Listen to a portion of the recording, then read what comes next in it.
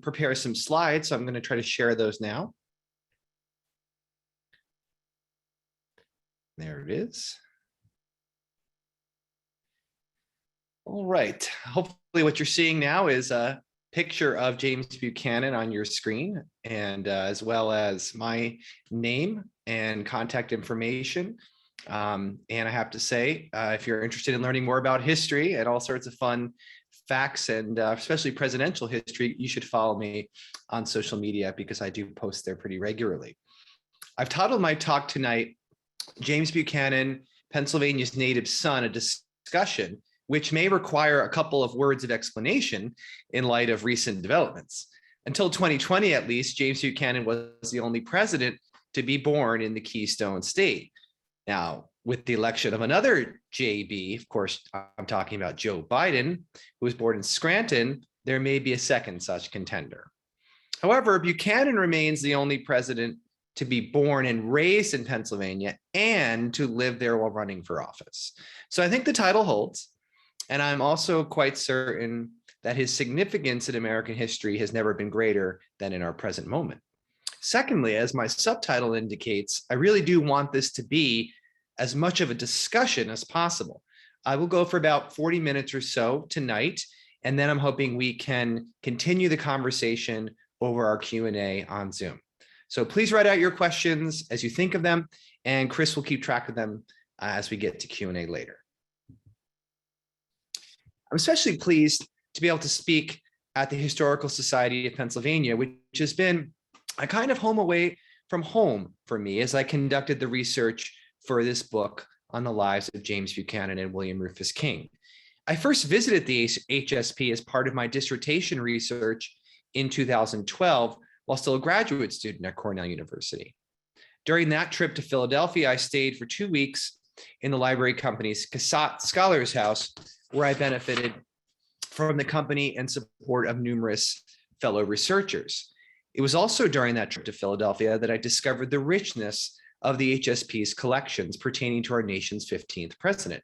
To my astonishment, I learned that the James Buchanan papers at HSP contain some 74 boxes and 25 bound volumes. Related collections, as I subsequently learned, number in the dozens. To say the least, the experience was eye-opening.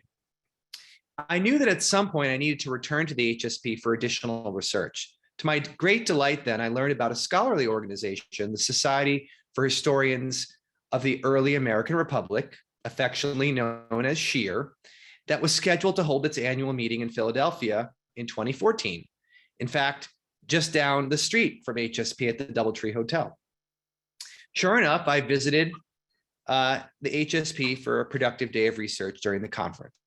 I spent another week at the HSP in 2016 after the end of a fall semester at Eastern Connecticut State University, where I teach. Then I returned again in summer 2017 when that year's SHEAR annual conference again met in Philadelphia. By this point, I decided to make the Buchanan-King relationship the primary focus of my book project, which would require an even deeper dive into the Buchanan papers at HSP. However, I was exceedingly lucky that the James Buchanan papers at HSP is almost entirely available on microfilm, thanks to a massive cataloging project undertaken in the 1970s to make this collection available to researchers. Now teaching full-time at Eastern Connecticut State University, I eagerly requested reels through interlibrary loan and made site trips to the nearest library holding a complete run of the Buchanan papers, which, depending which way you go from Connecticut, is either to Harvard and Cambridge or Columbia in New York City. I also learned in the process that these institutions would only loan 5 reels of microfilm at a time to the Connecticut State University system. So, thanks to a grant from the CSU, I was able to purchase a complete set of the Buchanan papers and microfilm directly from the supplier ProQuest. However, as I found out, ProQuest was missing reel 48 from its master files, which was incredible to me. So who did I turn to provide this last key piece of information of Buchanan's life? The HSP, of course. So since obtaining my own copies of the Buchanan papers on microfilm, I've spent countless hours reading Buchanan's letters and documents, far exceeding what would have been possible on site in Philadelphia. Of course, the last 20 months of the COVID-19 pandemic has made access to even microfilm readers difficult at times, which has made the use of digital sources even more important. The Library of Congress has recently digitized its Buchanan papers, and it's my hope that the HSP will soon be following suit. Regardless, my collection of the Buchanan papers on microfilm has been put to good use. I've been able, as the picture shows, to utilize primary sources from the Buchanan papers in the classroom as a teaching tool. If we have time during the Q&A, I would certainly like to talk more about my research methodology, the extent of the Buchanan papers at the HSP and elsewhere, and even how the HSP came to be the central repository for the Buchanan papers. But for now, let's jump into what I discovered from this research into the life of our 15th president. After consulting collections in 21 states, the District of Columbia, and the British Library, I wrote up my findings in the form of a book titled Bosom Friends, The Intimate World of James Buchanan and William Rufus King, and published by Oxford University Press in 2019. Since its publication, I've continued my research into the life of James Buchanan and begun a new project on the longer history of Buchanan's beloved Democratic Party. In my talk tonight, then, I will tell you about what I uncovered about Pennsylvania's native son and reveal the importance of Buchanan's relationship with William Rufus King of Alabama, his intimate friend and companion for nearly 20 years. In the process, I hope to give you a sense of how this book came into being. Now on the screen, you see the book cover, which features images of Buchanan on the left and King on the right. The original Buchanan portrait is held by the Smithsonian National Portrait Gallery in Washington, D.C., and was painted in the year 1834, the same year that Buchanan came to the Capitol as a United States Senator. The King portrait, dated to 1840, is from the private collections of the Di Phi Society, a college literary society still active at the University of North Carolina. In the slides that follow, I have included many of the images that appear in the book, but in this PowerPoint, I'm able to show them to you in full color. By looking at the visual world of these two individuals, I hope to bring back to life the very intimate world that I wrote about in the book.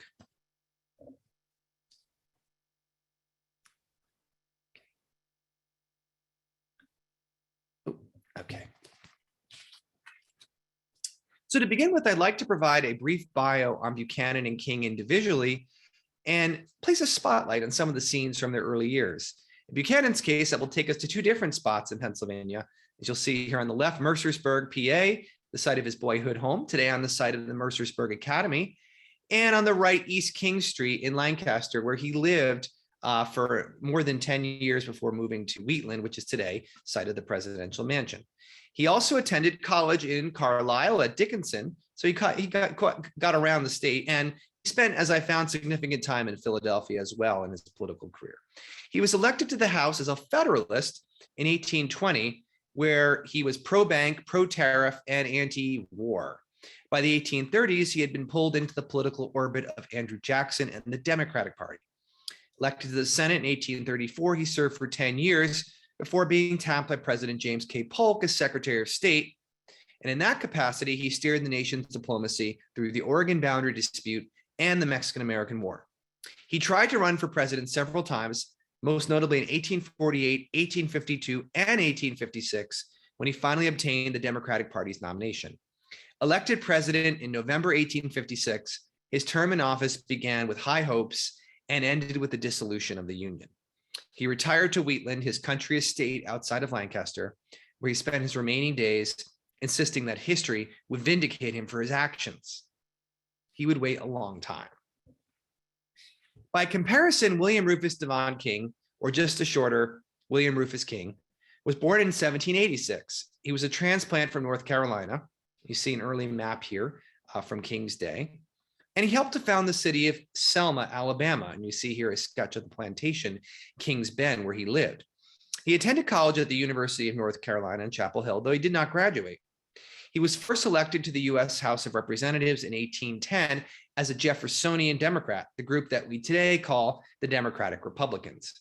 As compared to Buchanan, he held a lifelong disdain for the national bank, opposed tariffs, and supported the War of 1812. He was one of those war hawks.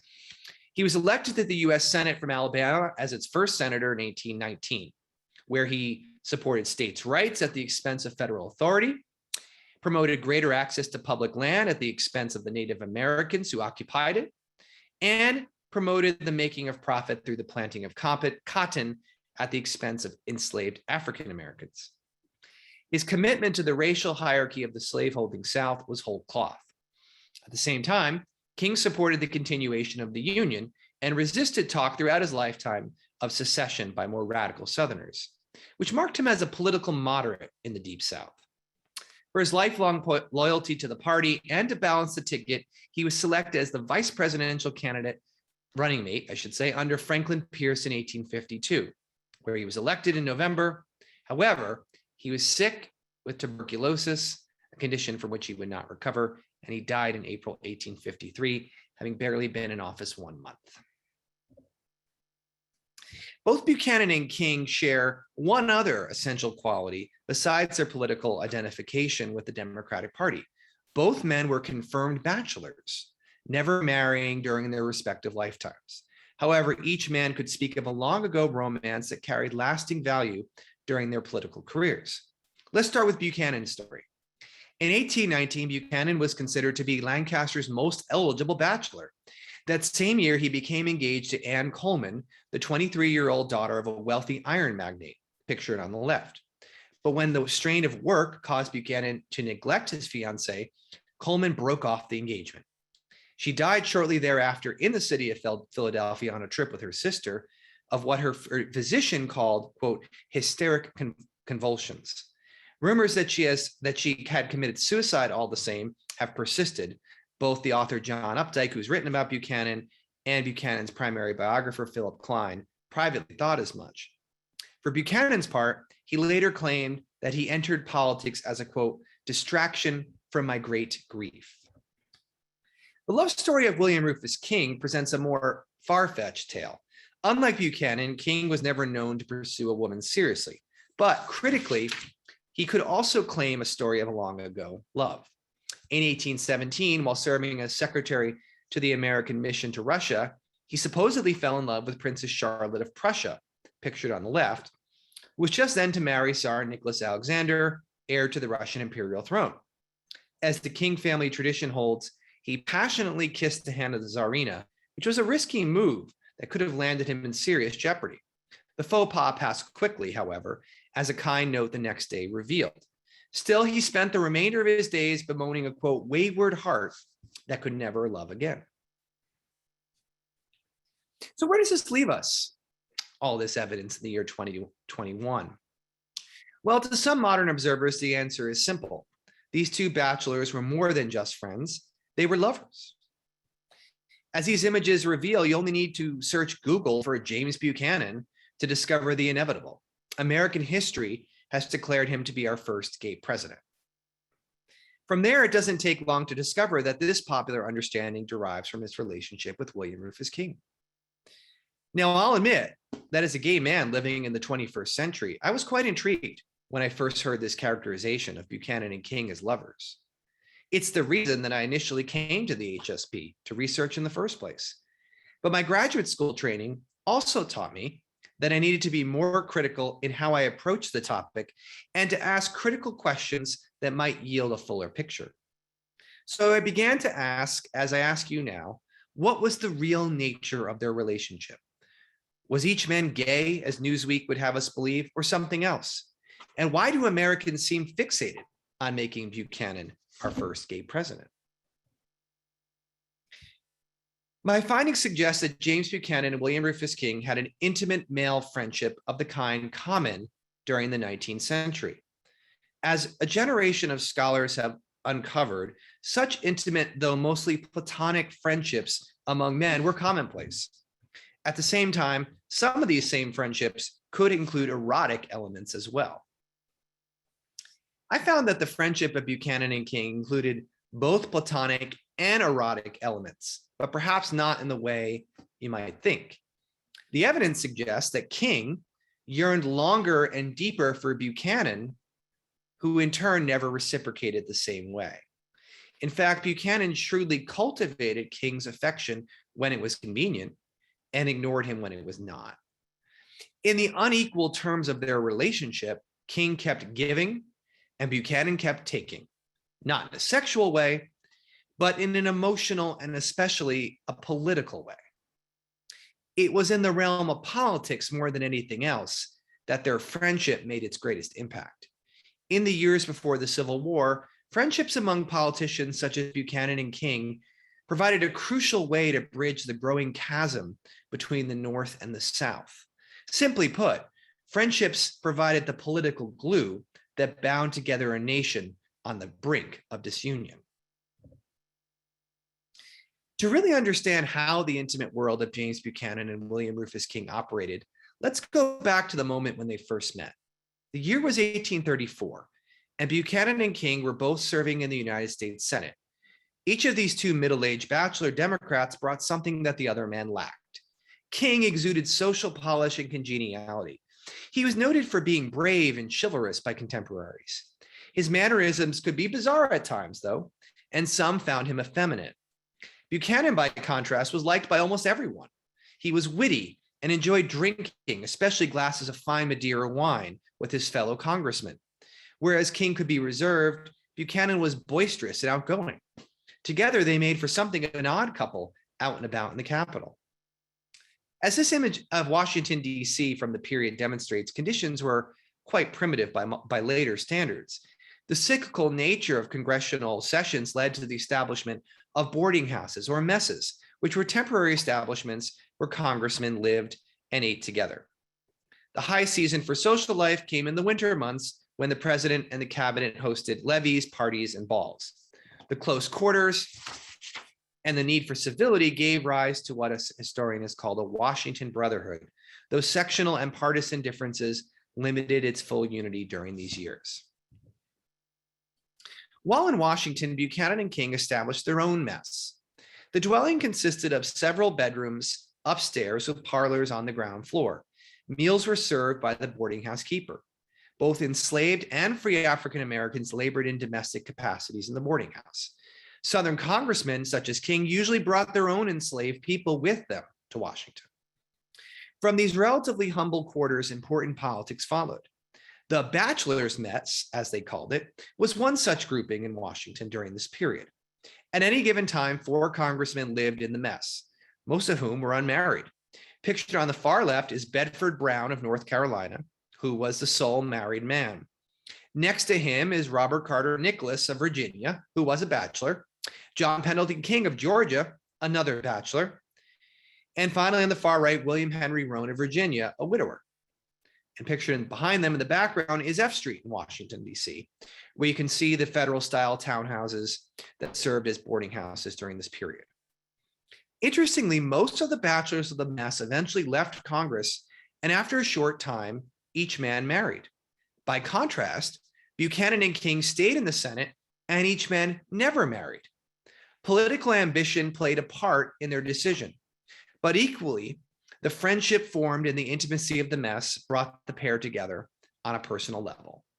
As Buchanan later wrote of these years, he lived with King, quote, as a brother. During the 1840s, as the Whig Party had taken control of the White House and Congress, Buchanan and King looked to the future. Each man yearned for a higher office. By that time, the Democrats had fallen into the rhythm of nominating a national ticket of one Northerner and one Southerner for president and vice president, respectively, so as to balance the competing sectional interests of the party. With Martin Van Buren of New York presumed to be the Democratic nominee once again in 1844, King hoped to be chosen as the vice presidential nominee, but so did many other Democrats. In January 1844, the personal friendship of Buchanan and King, born in the privacy of a Washington mess, suddenly exploded into a controversy. An anonymous debate erupted over this vice presidential question in the pages of the Democratic newspaper, the Washington Daily Globe. The war of words stirred their political rivals into action. Aaron Brown, pictured on the left, the former governor of Tennessee, was especially enraged by Buchanan and King. In a confidential letter written to future First Lady Sarah Polk, pictured on the right, Brown savaged Buchanan and King, writing, "Mr. Buchanan looks gloomy and dissatisfied, and so did his better half, until a little private flattery in a certain newspaper puff, which you doubtless noticed, excited hopes that by getting a divorce, she might set up again in the world to some tolerable advantage." Brown's reference to James Buchanan's better half, of course, points to William Rufus King. Aaron Brown and Sarah Polk were not alone in gossiping about Buchanan and King. Other political enemies variously called them Aunt Nancy, Miss Nancy, or Aunt Fancy, which implied effeminacy and possibly sexual deviancy.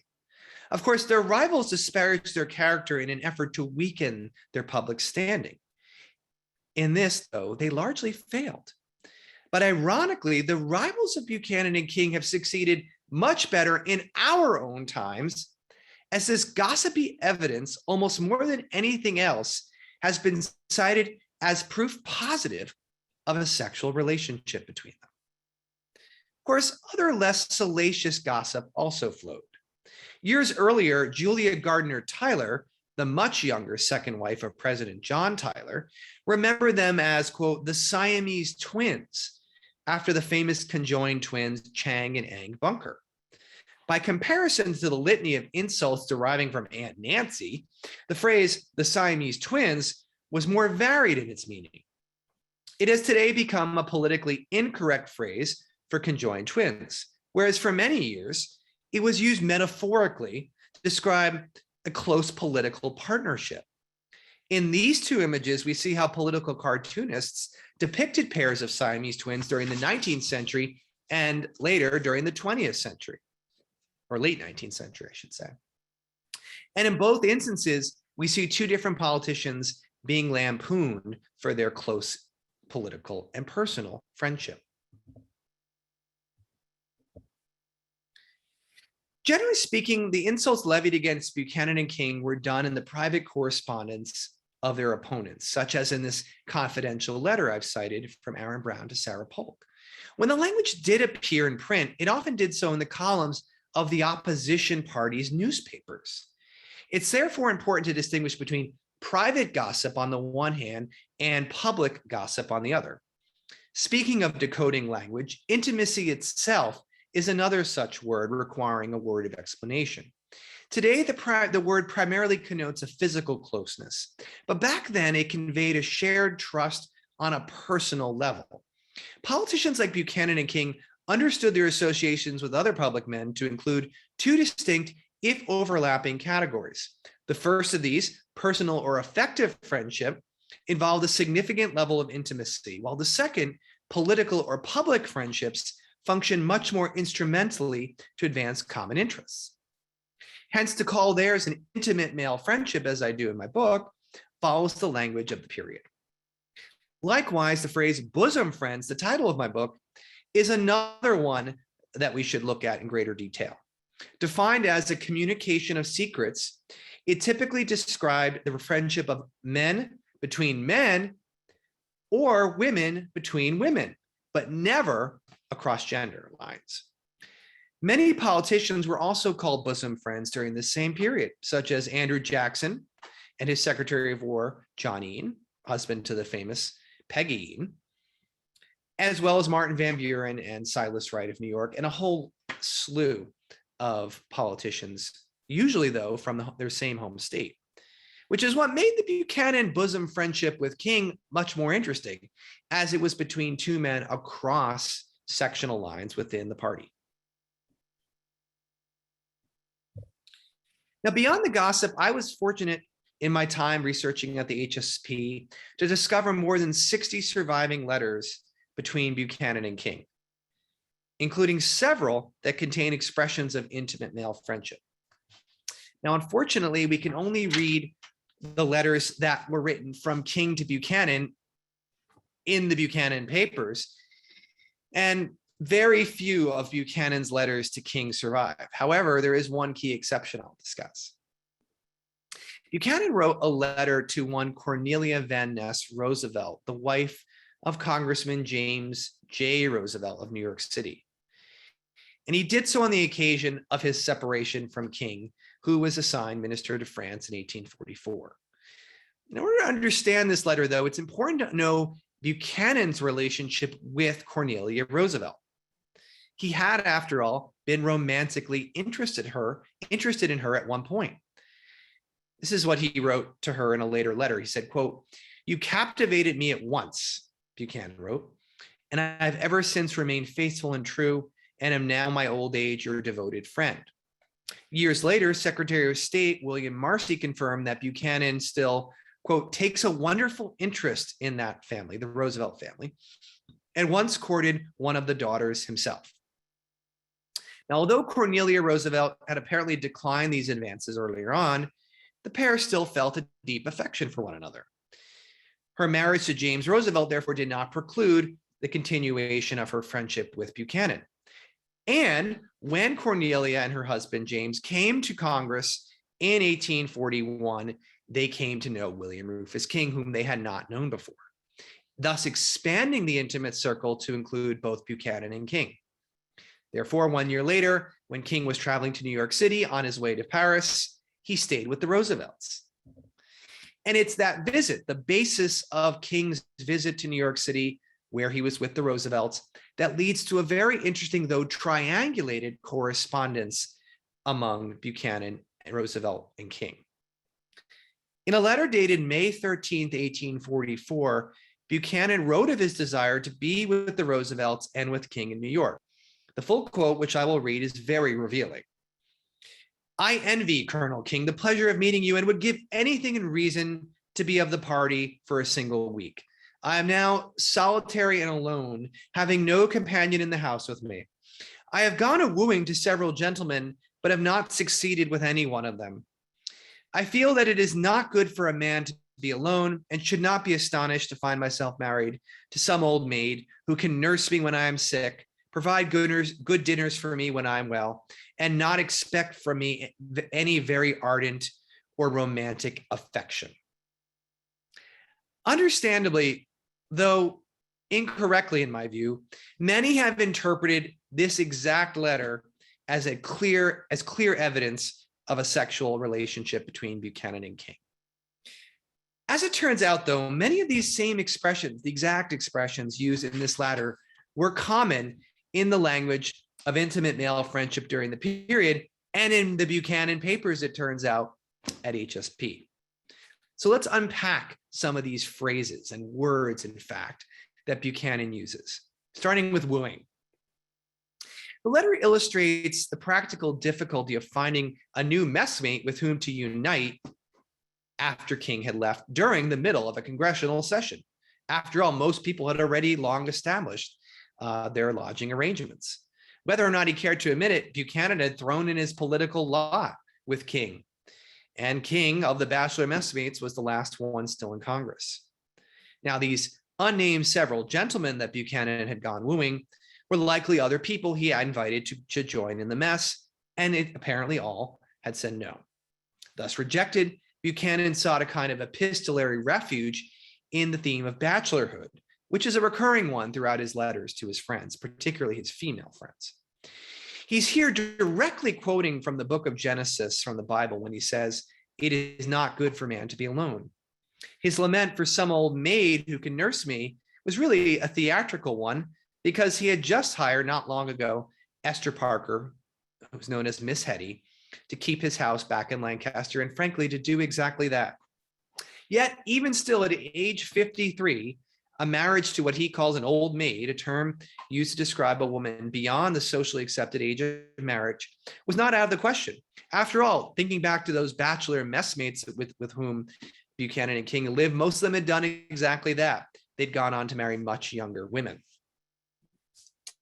And I want to also point out here that there's another phrase at work, and it's in quotations on the screen, solitary and alone.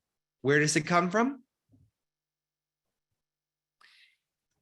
It comes from a well-known political speech given by Thomas Hart Benton in the year 1837. And it was even so well known that it was made into a very prominent political cartoon called Entomological Studies, a kind of pun, because we have Benton here depicted as a kind of as a bug pushing along a ball, and it has a lot to do with, it's just one reference after another, but it's a lot to do with Thomas Hart Benton's speech, where he, as you can see in the quote, says, "Solitary and alone, and amidst the jeers and taunts of my opponents, I put this ball into motion." Now, it has to do with an expunging resolution that he hoped to have passed that would remove a congressional censure of President Andrew Jackson.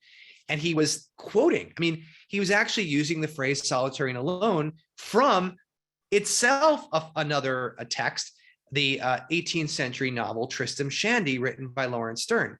So when Buchanan uses the phrase solitary and alone, he's quoting Thomas Hart Benton, who is himself alluding to a novel.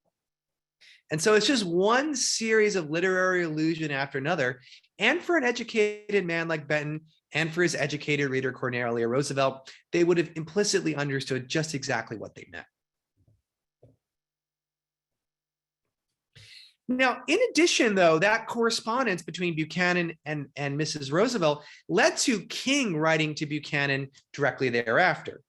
And again, it is the case that we have not Buchanan's letter to King, unfortunately, but Buchanan's letter to Roosevelt, and in return, King's letter directly to Buchanan. And here again, I'm going to read the quote because it shows, I think, that pattern I mentioned of King longing more for Buchanan than Buchanan gave in turn. Quote, "I am selfish enough to hope you will not be able to procure an associate who will cause you to feel no regret at our separation. For myself, I shall feel lonely in the midst of Paris, for there I shall have no friends with whom I can commune as with my own thoughts." Now, as was typical with his correspondence, King here is relying on sentimentality. He did not want to feel replaceable by Buchanan, who admitted right away that he was looking for other messmates. But he also uses, like Buchanan, his own metaphor and tropes in his letter. Here, the word communion is one I found in a number of the King letters, implying a sharing of thoughts. Whereas friends, he capitalizes here and elsewhere to refer to his political friends or allies. And it is, of course, a bit of a histrionic take as well, because King was going overseas with members of his own family and a whole delegation. So he would not be cut off, and he would, in fact, have many letters exchanged with Buchanan during this period. But as we shall see, the Buchanan-King correspondence became fairly one-sided in these years ahead. Buchanan, after all, was about to take on the very busy position of Secretary of State under James K. Polk, who started one war and nearly another in the case with Mexico and Oregon. Now, Buchanan was at Polk's Secretary of State. He was therefore the chief diplomat, and in an administration that was heavy in foreign policy, he was perhaps the most important cabinet minister, and as a result, he was thought to be a potential candidate for president in the years ahead. He also, though, used his time in the Polk White House to attempt, once again, to see if a romantic attachment could be formed. And it seems from the evidence that he was most interested in Anna Payne, who was the niece of Dolly Madison, herself the widow of James Madison and a former First Lady. And while, of course, you see from the photo here, Anna Payne was a much younger woman, and so it fits the bill. There also seemed to be a political strategy, because he was already having a number of social events hosted at his house as Secretary of State. And in one of them, at least, I found that Anna Payne served as hostess. So perhaps Buchanan was envisioning a world where he could rely upon a wife like Anna to be his hostess. I will also point out that it was during this time that his niece, Harriet Lane, came of age, who's pictured here in the picture on the upper left, a second in from her uncle. And it's this kind of moment where I think Buchanan's deciding, who do I really want to be at my side as I continue to ascend the political ranks in Washington? And he ends up passing, it seems, on Anna, and instead embracing wholeheartedly his niece, Harriet, who will serve as his first lady in the White House. While this is happening, while Buchanan is busier than busy could be, King is writing him letter after letter, all of which survive at HSP. And from what I can tell, Buchanan wrote back very infrequently, because we start to see in the correspondence King complaining of being neglected. And it will be actually 2 years of separation where Buchanan more or less neglects King. When the period of the Polk presidency ends, King will actually return to Washington as a senator, and Buchanan will actually go into retirement. He had hoped to be the Democratic nominee in 1848, and you can see in the bottom right a number of so-called spurned or slighted spinsters. Again, there's this theme of marriage here. Buchanan of them wasn't the only unmarried one. You see as well Martin Van Buren, who was a long-term widower as well. But these were people who perhaps the Democrats passed over. They actually ended up nominating Lewis Cass, who ended up losing to Zachary Taylor. But in the follow-up of this period, under this new administration, we get the great debates of 1850. And the image on the left actually shows, and I thought I'd point it out here with an arrow, there's Buchanan as a spinster, but there's King and Buchanan. Now, what's interesting is this graphic, you might be more familiar with it, a later version of it, because it was later issued to kind of promote the Union during Lincoln's own time. But this original version, a fewer of which survive, actually featured both Buchanan and King. King again on the top and Buchanan on the bottom, because King, when he returned to the Senate during the so-called Compromise of 1850 debates, served as president pro tempore. He was the most senior senator and the most, I think, well-respected and liked across the entire body. Buchanan was at Wheatland. He was writing a number of letters, including to King, and there were actually some letters from Buchanan to King that survived because Buchanan made copies of them, and they are also at HSP. But in truth, Buchanan didn't deserve to be in this picture because he took really no part in the debates that led to the Compromise of 1850. Now, because of King's role in those debates and because of his standing as a member of the Democratic Party from Alabama, from the South, and frankly, because of his relationship to Buchanan, King was thought of as a leading choice for the vice presidential nominee in 1852. And I want to read a quote to you from the debate, sort of the deliberations that were happening. Once Franklin Pierce had emerged as a so-called dark horse candidate, the question was who to pair with this northerner from New Hampshire. And one of Pierce's supporters says about King, quote, "You know he is Buchanan's bosom friend, and by nominating him, thus a great and powerful interest is conciliated." Now, the problem here was that by choosing Pierce as the president, of course, Buchanan was out of the running for vice president or anything.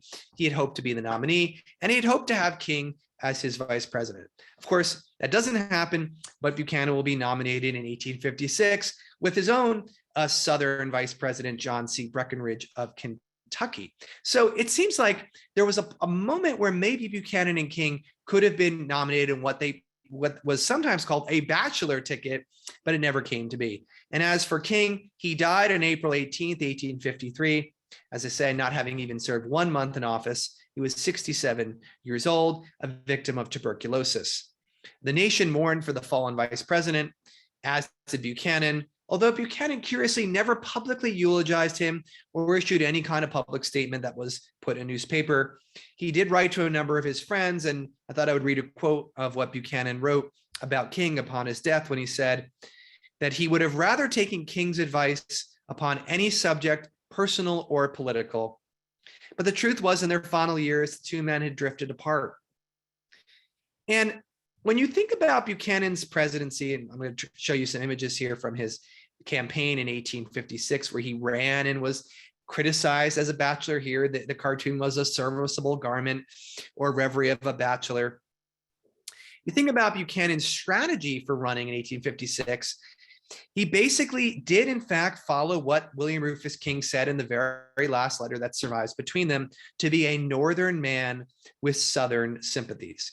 And it was the power of the Southern electorate, largely due to the strength given them by the 3/5 clause in the Constitution that counted enslaved people in the electoral votes, that gave Buchanan just enough of an edge to win in 1856 and become president. His inauguration in 1857, this is the very first photograph that survives of any presidential inauguration, was in retrospect probably the happiest day of his presidency, because the Buchanan presidency was marred by one setback after another. Now, when historians talk about Buchanan's 4 years, they tend to point to four major disasters that Buchanan in many ways self-caused himself, but in other ways responded to by the actions of others. The first was on his very inauguration that he announced that he would support whatever decision was about to be decided in the Supreme Court case of Dred Scott versus Sanford, which, as we know, infamously declared that African American people could not be citizens and that no territory could prevent slaves from coming into it. And Buchanan thought that Dred Scott would solve the issue. Instead, it only inflamed Northern anti-slavery sentiment. Similarly, the Democrats had its northern wing, Buchanan was one of them, and its southern wing. And Southerners thought that the Dred Scott case would be, again, the way to sort of decide the matter. And they thought that, therefore, that meant in the Kansas territory that slaves should be permitted to be allowed. And therefore, this would lead to Kansas potentially being a slaveholding state.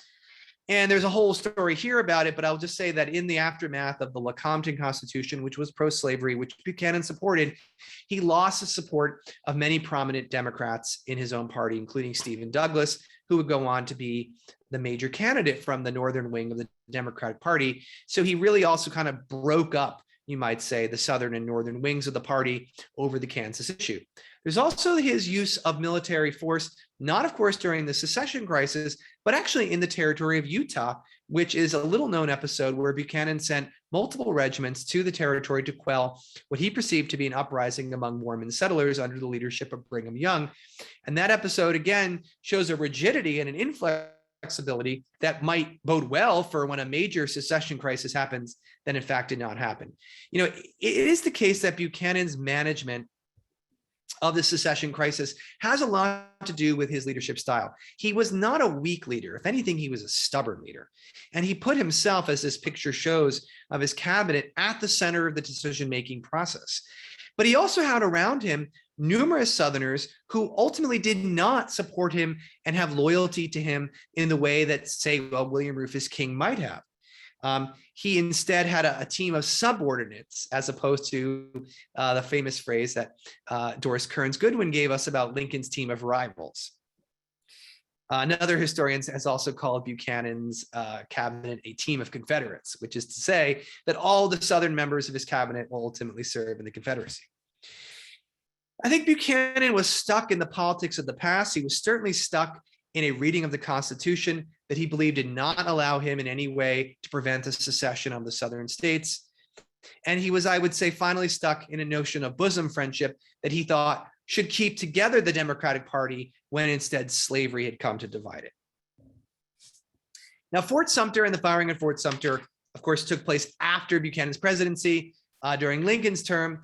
But it really kind of speaks to the very thing that Buchanan had hoped to avoid. He knew that if fighting began, it would lead to a long, bloody, and fratricidal civil war.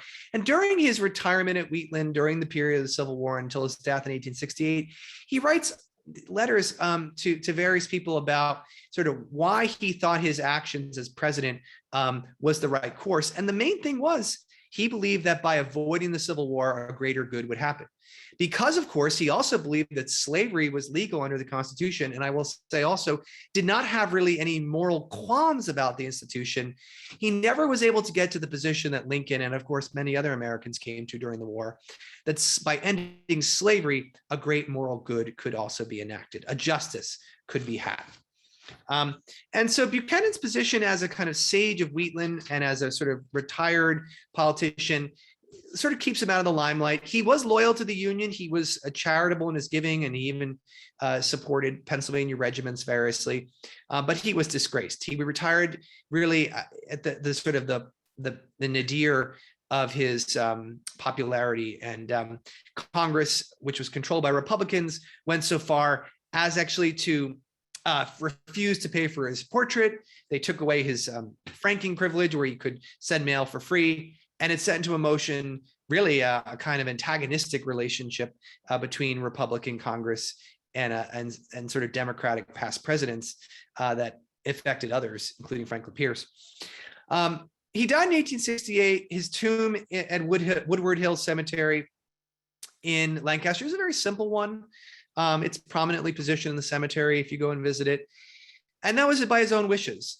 On the other hand, Harriet Lane Johnston, his niece, his first lady and niece, she marries one William Henry Johnson in 1865, after the very conclusion of the war. They have 2 children. Sadly and tragically, both her husband and her 2 children die within a few years of each other, leaving her both bereaved as a mother and as a widow. So in her later years, you see a picture of her, you sort of see how commanding she was. In her later years, Harriet Lane Johnson devoted herself almost entirely to preserving her uncle's legacy. And it was by her own financial resources that she paid for the publication of a 12-volume set of her uncle's letters by John Bassett Moore that were published between 1905 and 1908 that draw on the very letters that are at the HSP. She also was the one who ensured that the Buchanan papers would be preserved and were ultimately deposited at HSP. Now let's circle back to the question that I began this presentation with, and that really began my research at HSP nearly 10 years ago, namely the question of James Buchanan's sexuality.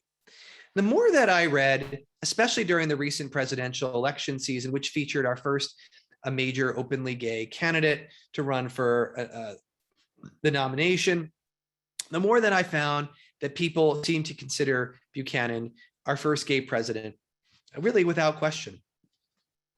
Now, more recently, an understanding of homosexuality as an orientation began to take hold, even really in our own lifetime, starting in the 1970s and 80s. Historians were slow, I think, to actually pick up what this might mean then for our research subjects.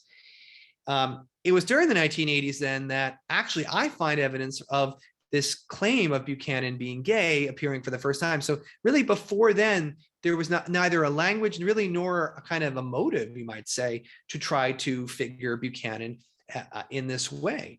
And if you can believe it, the very first publication that makes the claim for Buchanan as gay was Penthouse magazine in 1987, where it featured a column by a New York gossip columnist named Sharon Churcher titled "Our First Gay President Out of the Closet Finally."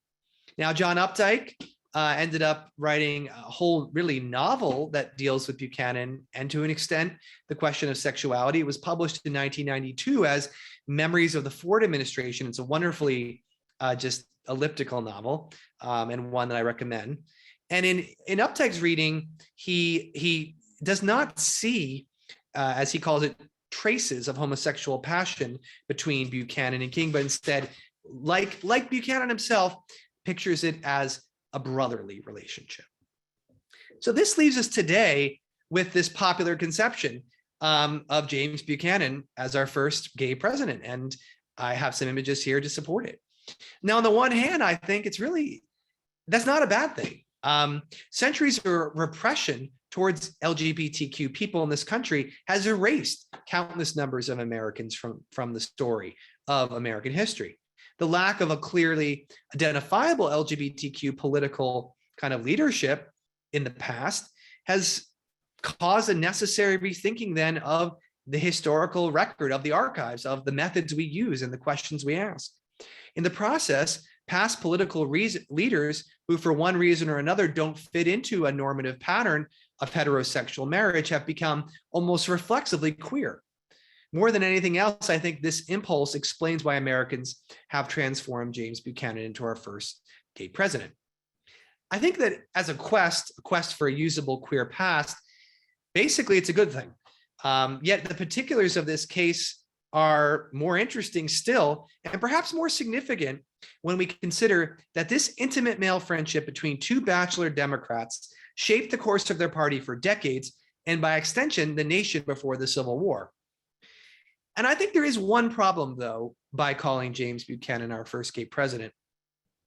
By moving Buchanan and King from intimate friends to sexual lovers, it blocks the path forward for a person today to assume the proper mantle of becoming our first gay president.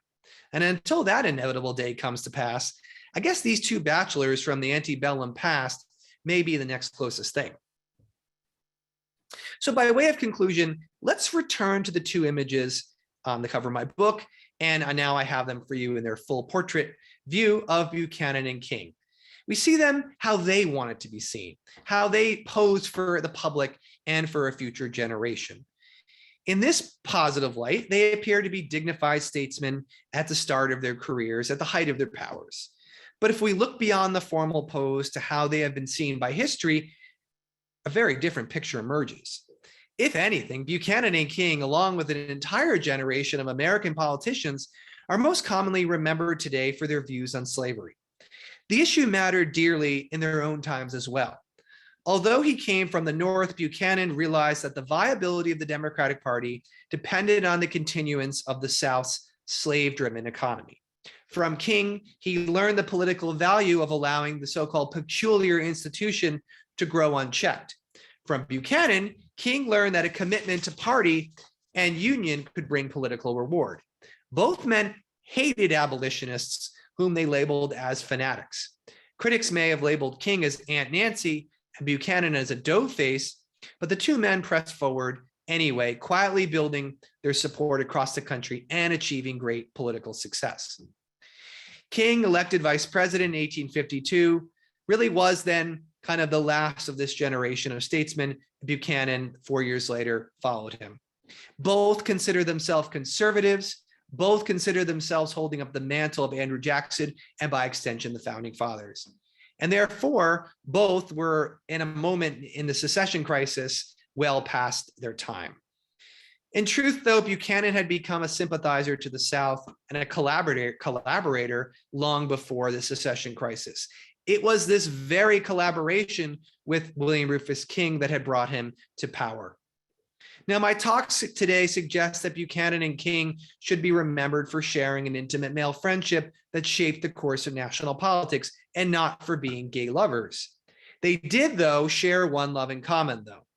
Each man wanted nothing more than to unite the North and the South through the institution of the Democratic Party. That their friendship meant that the enslavement of millions of African Americans would necessarily be required should not and has not been forgotten. Of course, they were not alone in their own time in thinking this way.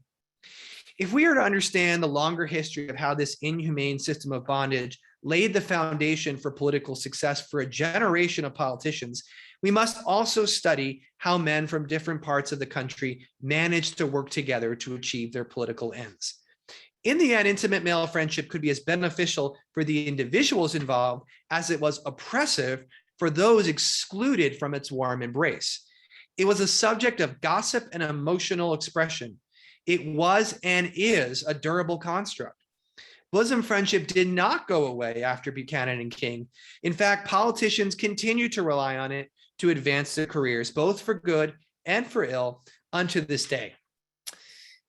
And I think it's an important lesson to consider in our own political moment and our own moment of political fracture.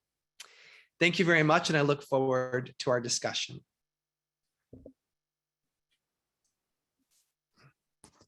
Great, thank you. It was a really interesting presentation, and I guess just want to jump right into the questions. We have a few here. One of our viewers, Gus, was asking, was William Rufus King related to the Constitutional Convention delegate Rufus King? If I had a nickel for every time I got that question. No relation, but unfortunately confusion. Even in some of the archives and the cataloging I've seen, unfortunately, I've seen William Rufus King misidentified as Rufus King. And so while there is no actual relationship between them, unfortunately, there has been a number of kind of misidentifications between them. And there's another one I would point out on this same topic of sort of confusing people. William Rufus King, his portraits have sometimes been confused with other politicians. So if you were to search for him, one of the most prominent portraits that shows up is actually not a picture of William Rufus King. It's a daguerreotype of actually the New York City mayor, Fernando Wood. So, he's been kind of given the shaft in history in a number of ways. He's sort of been overlooked. There's never been a biography published of William Rufus King, as far as I know, and I've done the research. Mine's the first book to give him a book-length treatment. His archives in Alabama are much smaller by comparison to Buchanan's in Philadelphia and of course elsewhere in the country. Mhm. And I would say finally that the largest collection of William Rufus King letters in the United States, HSP. Great. John has kind of two related questions. His first is asks, can you speak to Buchanan's letters to various Supreme Court justices regarding Dred Scott? Absolutely. So remember this sort of the setting here. He's been elected president. He actually had come from England after 3 years as minister there. So he came back in April and very quickly went into full sort of campaign mode. He ran as a nominee. I mean, he was sort of a kind of behind the scenes move, but he's selected at the Cincinnati Convention in 1856. And during that summer, you've got the twin events of violence happening in the Kansas Territory and the caning of Senator Charles Sumner in the Senate. So the campaign season of 1856 is a very heated one. And there's lots of evidence to suggest that had the Republican candidate John C. Fremont, who was nominated just down the road from HSP at the Music Hall in Philadelphia, but there's a lot to suggest that had Fremont been elected in 1856, you would have seen what did happen with the election of Lincoln in 1856, which is to say the secession of the South. I found it in a number of letters written to Buchanan from correspondence. So knowing that, this is where we enter with Buchanan's meddling. He decides to reach out to the Supreme Court justices, particularly two, one of whom he had been a messmate with back in the 1840s, John Catrone, who was an associate justice from Tennessee, and the other was Justice Greer, who was from Pennsylvania. And both Greer and Catrone were thought to be potentially, if not swing votes, then could go either way on this forthcoming decision. And what Buchanan did was he wanted to have a strong majority decision in Dred Scott. So it probably is the case that he didn't swing it to a 5-4, either way, but he actually ended up making it, I think, a 7-2 vote. And the surviving letters from from Buchanan to these justices really does show him saying to the court that this is sort of politically necessary, that if my administration is going to be able to solve these sectional crises happening across the country, I need to have your back. And the thing is, the judiciary has always been independent, and the president has never properly anyway intervened in any active case underway. And certainly when we've learned of presidential meddling in the court, it's always looked terrible in history. And unfortunately, this is another black mark against Buchanan. He attempted to intervene in the case of Dred Scott. Now, I would just say that Dred Scott is one of the worst decisions you could, from our perspective today, that could ever be decided. Right. So it's also terrible that he's also going in on one of the most infamous cases ever decided. Right. Yeah, no, and actually the another question, that follow-up question he had was kind of leads, and you talked a little bit about it with Fremont. Right. He says, do you agree with Fehrenbacher that Dred Scott was the last chance to avoid the Civil War? No, actually, Fehrenbacher is one of the deans of American history. I don't, if I say I disagree with Don Fehrenbacher, let me just just give the respect it's due. Sure. The argument is not a terrible one. Like I said, I think it's well said that perhaps a different Supreme Court outcome might not have enraged anti-slavery Republicans to the same degree that Dred Scott did. But I would actually go back 2 years earlier than Fehrenbacher does, and I'd actually say it's the passage of the Kansas-Nebraska Act. That, what William Rufus King and Stephen Douglas and many of the other sort of behind the scenes senators tried to do in the compromise measures was to at least politically remove slavery as a source of disagreement. And Douglas tried to promote this idea of popular sovereignty in the territories. And he thought that essentially by not regulating the territorial issue of slavery, it would allow Southerners to feel and even to go in to these places with slaves and to attempt to influence their outcome. But of course, realistically, both, by the argument of geography and by just the demographic argument of the number of settlers in the North, Kansas and Nebraska were going to be free states.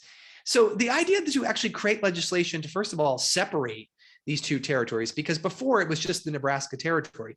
Mm-hmm. The creation of Kansas was meant to be, it is one of sort of the most flawed notions that existed at this time, because it is the most southern portion of the Nebraska territory. It was meant to sort of be a kind of gift to Southerners to suggest that they could, in fact, have a hope of having an additional territory. Now, this explains also why Buchanan was obsessed with Cuba, both in his time as minister to England, when he helped to write the Ostend Manifesto, which basically said the United States should have the right to purchase Cuba, and during his presidency, when even in his final message to Congress while secession is happening, he's basically chiding Congress for not pursuing the purchase of Cuba. It's a way of saying that territorial expansion, which had been unleashed, frankly, during Polk's presidency and managed during Buchanan's time as Secretary of State, was just churning up the water of sectional tension.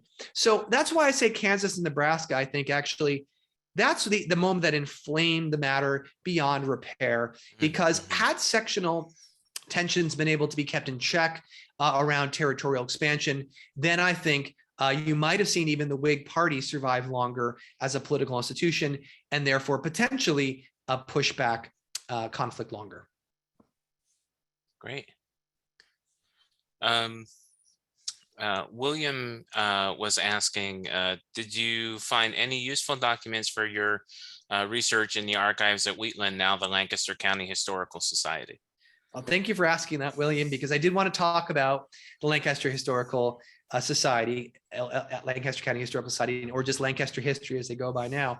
Because it gets to why HSP has the Buchanan papers when, in fact, today, if you walk into Lancaster History, you say, wow, because it is an impressive building. It's a relatively new one. It is state-of-the-art facility for storage of archives and manuscripts. It has museum collections. It's really a wonderful site. And that's in addition to James Buchanan's Wheatland, the presidential mansion. But in 1905, when the Buchanan papers were being, determined what to do with them, the Historical Society of Pennsylvania was the going concern, and it was chosen as the archive of choice. Now, since then, I have to say Lancaster History has really gone all in on the Buchanan papers.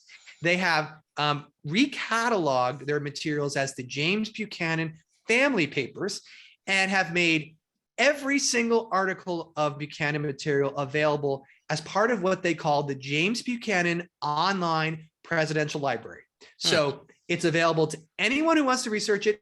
They give you the full text, the full document, and they even provide a transcript. So I have to say, Lancaster History is the place to go to research James Buchanan. And because they even have the microfilm of the HSP collections, you really can do quite a lot of research there. But, as I said, does not have as much original material as HSP, which is still the mothership of Buchanan material. Right. Thank you. And hopefully we do get, we get the opportunity to start digitizing some more of those. Alan makes a comment. Thank you for the wonderful presentation, Professor. Have you learned anything especially interesting about Buchanan or King in the 3 years since your book has been published, or has your mind changed about anything? Oh, that's a great question, because this is sort of my opening pitch for why I should do a second edition of the book. No, but I haven't found anything what I'll call any smoking guns. I haven't found, say, a letter that surfaced or something that was lost in someone's attic or something that came to light. And I say that because I think that's going to happen. I really do. I have a feeling there are more materials to this story in Alabama. There happens to be a historian there I've made contact with who has given me some hints that there may be some important material in private collections. Unfortunately, it's not publicly available. So until that comes to light, what can I say? I think I've uncovered everything I can. That being said, I mentioned I've continued my research into Buchanan and King because both are part of the story of the Democratic Party's history, which is the subject of my new book. So I'm looking at the materials in different ways. And to be honest, I did not read every letter in the 60 boxes at HSP. I did not. I was selective. So now I'm sort of filling in, and I'm, as I go and read more, I learn more. And the other thing I'll say is that I mentioned digitization. What's that taught me? As more archives have made materials available digitally, there are letters that I've been able to get from places that were previously sort of off limits to me, because quite frankly, and quite thankfully, during the pandemic, archives and libraries have stepped it up and have responded to patrons' requests for digital access. So I've benefited from that, and I have continued to see where more Buchanan materials exist. And these are letters and documents that I did not look at during my research, but I continue to do so. My goal ultimately, and this is sort of why I think it's important to research and to publish, but to acknowledge that it's ongoing. My goal is to continue to study this person and the Democratic Party as a result. And if I really do think that there's more that is worthy of some revision, I will definitely bring it out there. But for now, still stand by what I wrote. And I think it's just a matter of, if anything, filling in a little bit of a gap here and there. But I hate to say it, I might be the only one who would even notice it. So I'm still proud and stand by my book. Great, thanks. Bonnie asks, did Buchanan's roots in Pennsylvania in any way influence his attitude towards slavery? Did he ever regret his sympathy with the Dred Scott decision and with his pro-Southern and slavery views? That's a great question there, Bonnie. And in fact, Lancaster History, which also does wonderful virtual programming during the pandemic, had recently Professor Matt Pinsker at Dickinson College, Buchanan's alma mater, which has another, by the way, great Buchanan collection. But Professor Pinsker gave a talk about James Buchanan's relationship to slavery. And he used actually a document that is located in HSP. It's a document that shows the indenture of 2 enslaved people to James Buchanan from the purchase of one of his family members in Maryland. And it's a complicated story, but it has to do with the Pennsylvania manumission law, which allowed Buchanan essentially to bring these 2 individuals from Maryland, having paid the purchase price of them, and to have them be indentured to him. So Buchanan actually wasn't above, I would say, relying on indentured servitude stemming from the system of slavery under the PA manumission law. And I think it has a lot to do with the fact that while he was in Washington, D.C., he was surrounded by both free and enslaved people. King brought enslaved people with him as personal valet, as in some cases to do washing in the boarding house, and some of the domestic work, as did other Southerners. And since Buchanan was primarily living with Southerners, and Washington, I should say, was a Southern city, did allow slavery, and infamously had slave markets inside of the capital, Buchanan was quite comfortable with the notion of slavery in his everyday life. And Pennsylvania, while of course a free state in the north, is on the border. Lancaster is not far from the Maryland border, which is the Mason-Dixon line. And as I said, he had relatives in Maryland who owned slaves. So I think Buchanan was had come to his own, I guess, view of slavery that allowed him to live with it. There are some, though, interesting letters where he talks about being personally opposed to slavery. And what he meant by that was he was not going to go and give a pro-slavery speech. He was never on so far along to justify slavery as a good thing or as an institution that is beneficial to African Americans. No, he didn't go the down that path that someone like William Rufus King might have. And like many Southerners did before the war. Instead, he learned kind of an accommodating path, a collaborating path on this question. And I think Dred Scott, for him, was just the logical conclusion of what had to be done. He saw it, I think, as a political necessity in order for him to govern as president. And instead, I think he came to regret it for another reason, in that it lionized the anti-slavery opposition and led to the election of Abraham Lincoln. Thank you. Stanley asks, how did Buchanan view Lincoln? Speaking of Lincoln, how did he view Lincoln after the election of 1860?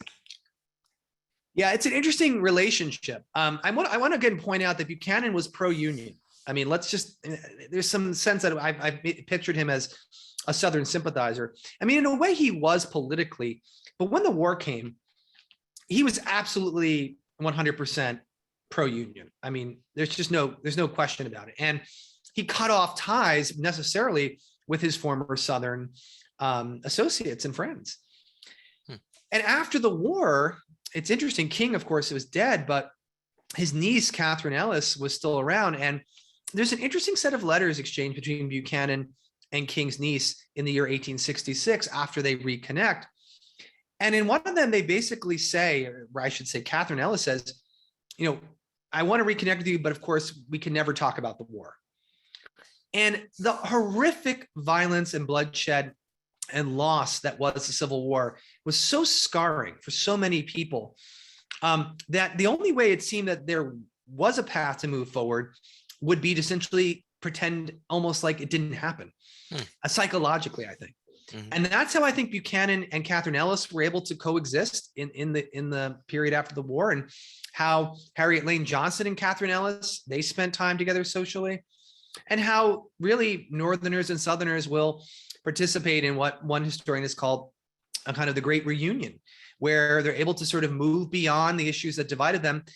And it's largely over sort of allowing this new form of white power and supremacy known as segregation and Jim Crow to take place, and to allow white Southerners to again control their political lives and destinies. And it's all kind of part of how the Democratic Party, therefore, is going to come back, and how Grover Cleveland is elected twice to the presidency, and how Woodrow Wilson is elected, and even to a degree, how Franklin Roosevelt comes of power in 1932. So I think Buchanan was very much at the sort of the butt end of it. He had really no possible path sort of to have any standing in the North, in his party.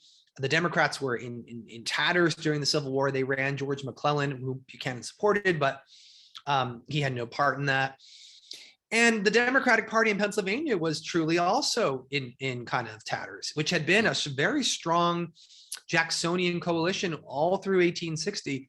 And you'll see Republican bosses like Simon Cameron and Stanton Quay and these guys.